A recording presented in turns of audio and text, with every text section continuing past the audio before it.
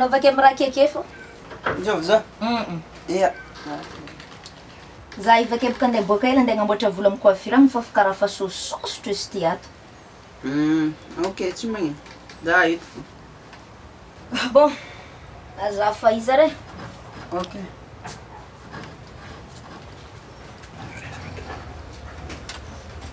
Lasa.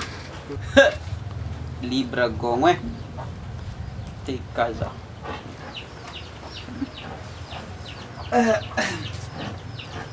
Bebe sarò sangue.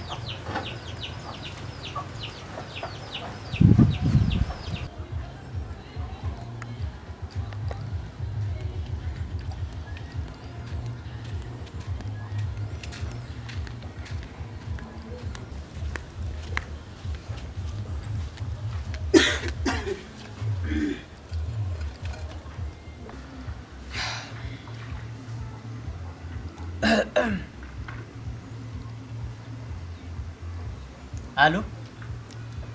Oui bébé. Za koa efa misambo raha ty aiza manao? Anao malakilaky fô za ke ediko malala ke olo aminay tsy akao fa za raha mangaladia za. Za fa misambo raha ty io za. Anao fa koa tavela ambesiko e. Za koa raha olo mangaladia io za.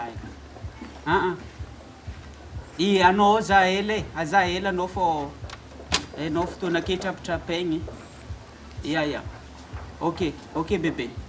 Ino tsara be raha ataonao aty io? Anao karaha andeha amin'ny coiffure io zany. Ino raha ataonao aty io za? Madame, misy ino makato? Madamo! Manakory ma raha magnano ty?